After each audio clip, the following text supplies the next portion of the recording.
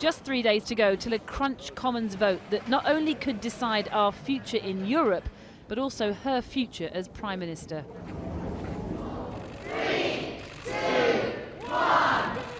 She's trying to maintain Christmas cheer, but already MPs are talking about what happens when, not if, her deal is voted down. Morning, Home Secretary. Amber Rudd, the most senior minister so far, to break ranks today and publicly suggest the UK could be more like Norway. I've seen that there is a lot of support for Norway Plus in the House of Commons. There's a certain amount of support for a people's vote. Nobody knows what would happen, and people should think very clearly, if they're not going to vote for the government's withdrawal agreement, whether they would actually prefer those alternatives. Here, the Norwegian spruce is one choice on offer, but do we like their politics as much as their trees? The Norway option being suggested by Amber Rudd would keep Britain in the single market, but would also crucially maintain freedom of movement. The boss here, Graham, who voted to leave, says he couldn't embrace a Brexit if Britain's borders remain open. The public was very explicit on what they voted for, and the politicians should listen to what the people have said. We wanted freedom of movement stopped, we wanted to trade with the rest of the world, and we wanted to stop giving them money.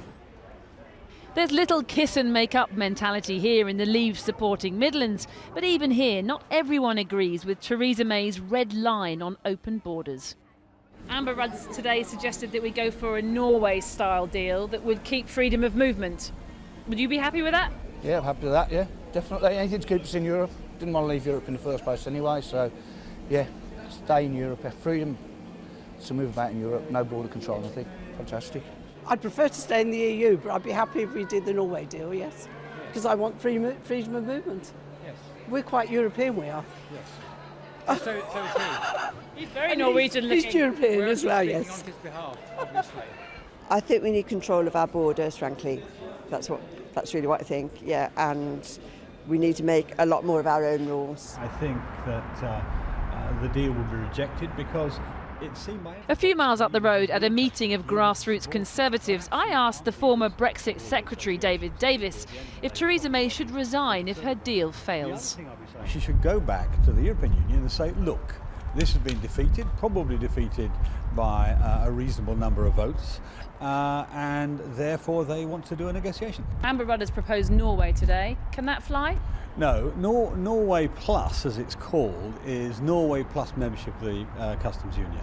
It might just as well be called Europe Minus, because it's all the liabilities, all the impositions of Europe, free movement of peoples, money, regulations. The one thing it lacks is us having any say in those rules and regulations. So it's actually actively worse than the European Union membership and actively worse than what's currently proposed even by the Prime Minister. And you're not lining up to replace her. There's talk of a plot.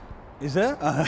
We haven't got time for a leadership election, as far as I can see. Mr. Johnson, do you think Theresa May will get the deal through? Sorry. Do you think she should resign if she doesn't get the deal through? Another potential challenger, Boris Johnson, wasn't quite so chatty, declining to say if Theresa May should stand down if her deal fails.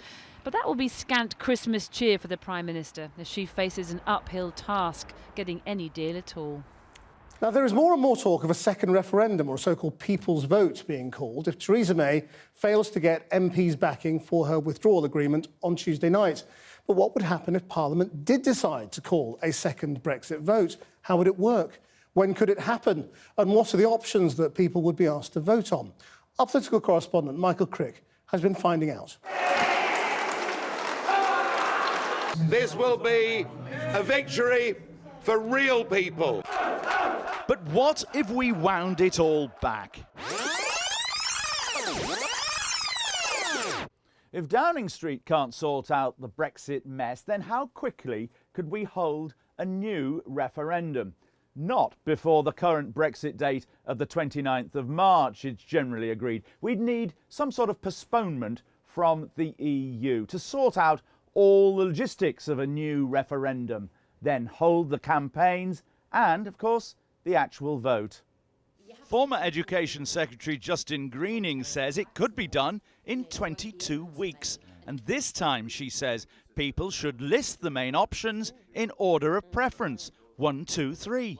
Either have the Prime Minister's deal, to leave with no deal, or to keep the existing deal we've got. I think those are the ones that should be put to the public. Of course, Parliament will want to debate how a referendum will work, but the process could be done for a referendum on the 30th of May, and that would then allow people to make their own choice about the compromise they want to make on the way forward on Brexit, given that Parliament itself is clearly in gridlock. Hold on, it's not that simple, says this Brexiteer. I would suspect, having looked into this in some detail as chairman of the Procedure Committee, that a second referendum would take at least a year, 14 months to deliver the actual vote on the night. So I think this talk that it could be done in 6 months is fanciful. In an ideal world, with everything running in your favour, that could happen, but clearly since this is such a contested area, it wouldn't run in your favour, and I would imagine that any question designed would end up in the courts anyway for a period of time. There could be disputes too over spending and the secrecy of campaigns on social media. Only this summer did some of the Facebook ads emerge and rough costs, which the official Leave campaign sent to targeted voters in a multi-million-pound blitz towards the end of the last referendum. Some were factually dubious. One warned 76 million Turks might come to Britain, and that the EU threatened campaigns to protect polar bears.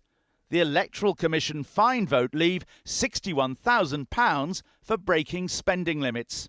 Some of the problems were first exposed by the campaign group Open Democracy. Yes, I think absolutely you can introduce short-term emergency measures now for any immediate referendum we're going to have. Such as? Such as proper funding for the Electoral Commission, and such as making sure that the posters we put on social media are as accountable and traceable as posters that you put on a lamppost down the road. So it says who's put them up? So it says who puts them up, and that we can all trace the money that's paid for that. There are other issues of trust in democracy. The X5 bus links the Remain strongholds of Oxford and Cambridge, changing drivers midway in Bedford, where, like the country as a whole, people voted 52-48 for Brexit. Here in the bus station, you really have a tangible sense of parts of Britain that have been left behind.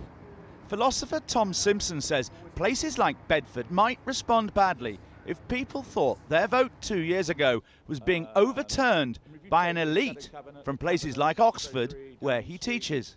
But what's at stake in the second referendum debate is whether these people, of whom I'm actually a member in one sense, stitch things up for the country and enact our preferences and protect our interests as a group at the cost of places like Bedford, where there's been a verdict from the country as a whole which says we want to leave the European Union, and we're at real risk of disregarding this verdict, and there's going to be a really profound breach of trust in the democratic process if this takes place. I think the consequence of a second referendum will not be riots in the short term, but it will be real populism, potentially quite ugly populism in the 2 decades to come. How can asking the people be against democracy? Democracy is about asking people for their choices. It's an attempt to overturn what they did. We don't like your decision last time. Do it again. It's not an attempt to overturn the last referendum. We had the last referendum. The government's got on with that process. We now have clear options facing the country. What's clear is that even for those who want one, a second referendum would not be the easiest of journeys.